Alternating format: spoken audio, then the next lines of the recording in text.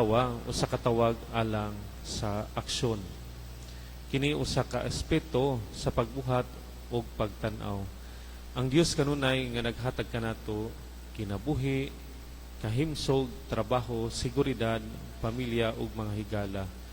Ang Dios kanunay nga naghalad sa iyang gugma, sa iyang pagpasaylo ug sa iyang mga panalangin.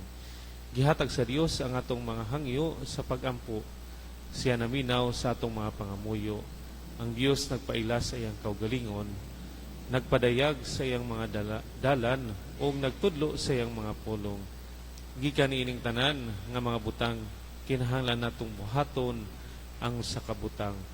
Ang pagbuhat ug usa ka butang mao ang pag-atiman, pag-amuma ug pagka-responsable sa unsay atong nadawat gikan sa Dios. Kinahanglan dili nato sila i-take for granted. Kinahanglan dili nato gamiton sa sayop ang paagi o abusuhon ang gihatag sa Dios kanato.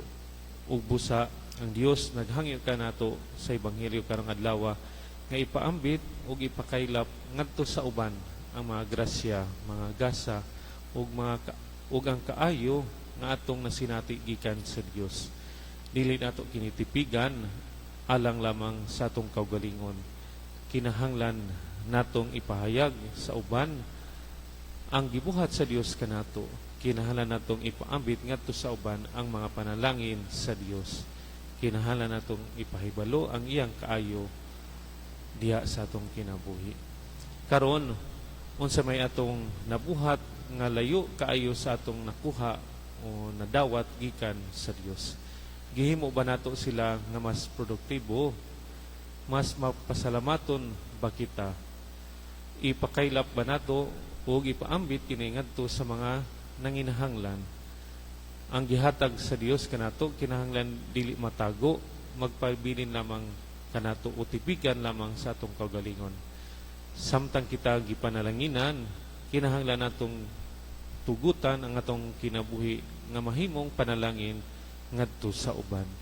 Kinahanglan mo gawas kita sa kaharuhay sa atong mga lawak aron sa paghatag og kahayag og mga panalangin ngadto sa uban. Kinahanglan kitang muhatag og paglaom imbis mawad-an og paglaom, mahimong tinubdan sa kaayo kaysa hinungdan sa pagmahay, magpakitag kabalaka kaysa kagahi sa kasing-kasing.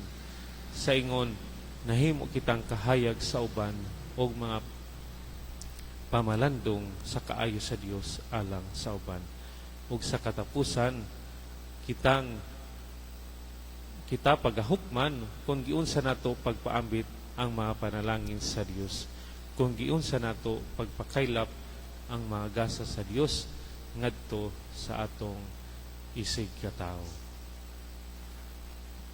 Palihog manindog.